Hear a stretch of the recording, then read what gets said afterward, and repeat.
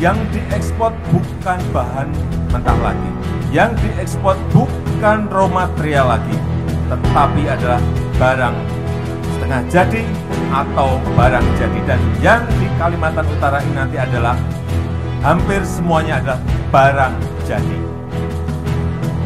Inilah lompatan kata, sebuah lompatan yang ingin kita lakukan. Terbesar di dunia, Jokowi banggakan kawasan industri hijau RI. Presiden Jokowi menyatakan Indonesia tengah mengembangkan industri hijau terbesar di dunia terletak di Bulungan, Kalimantan Utara, bakal menjadi yang terbesar di dunia.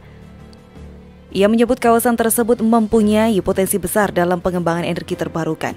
Pembangunan kawasan hijau ini sejalan dengan visi RI membangun pasar karbon sebagai pemilik stok karbon terbesar dunia. Di berbagai kesempatan, Jokowi sebenarnya sudah pernah membagi kisi-kisi mengenai gagasannya itu. Rencananya, kawasan ini akan dibangun di lahan seluas 20.000 hektar. Pembangunan kawasan industri hijau ini merupakan bagian dari strategi pemerintah untuk mengejar target penurunan emisi karbon sesuai komitmen perubahan iklim yang telah dinyatakan Indonesia melalui Perjanjian Paris. Dalam komitmennya, Indonesia ingin bisa menurunkan emisi karbon mencapai 29% di tanah air dengan kerja sendiri pada 2030. Bila mendapat dukungan dari internasional, target penurunan emisi karbon diharapkan bisa mencapai 40% pada 2030. Sementara pada 2060, targetnya emisi karbon telah mencapai 0% di Indonesia. Selain itu, pemerintah saat ini telah menerapkan perencanaan pembangunan rendah karbon yang masuk dalam rencana pembangunan jangka menengah nasional. Salah satu cara yang dilakukan pemerintah adalah dengan meluncurkan Undang-Undang Cipta Kerja guna memastikan kemajuan ekonomi dan sosial tidak serta merugikan lingkungan. Pembangunan infrastruktur berupa jalan menuju lokasi sudah dibangun oleh pemerintah daerah setempat. Pembangunan kawasan industri hijau juga telah resmi dimulai dengan dilaksanakannya groundbreaking. Namun belum diungkap secara rinci fasilitas apa saja yang akan ada di kawasan industri hijau tersebut. Dilansir dari saluran YouTube Sekretariat Presiden Jokowi mengatakan pihaknya berharap kawasan industri hijau di Kalimantan Utara akan menjadi kawasan industri hijau terbesar di dunia karena hingga detik ini lahan tersebut mencapai luas 16.400 hektar dan targetnya 30.000 hektar.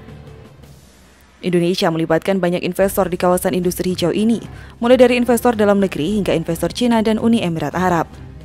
Saat ini, Menteri Perindustrian sudah mengantongi komitmen investasi senilai 28,68 triliun rupiah dari produsen gula terbesar Dubai Al Khalij Sugar Co. atau AKS. Selain produksi gula, investasi tersebut juga akan mengalir ke pengembangan fabrikasi etanol yang dapat menjadi sumber bahan bakar alternatif. Saya sudah puterin kawasan ini 2 tahun yang lalu dengan pesawat. Kondisinya seperti apa, keadaannya seperti apa, situasinya seperti apa. Dan saya minta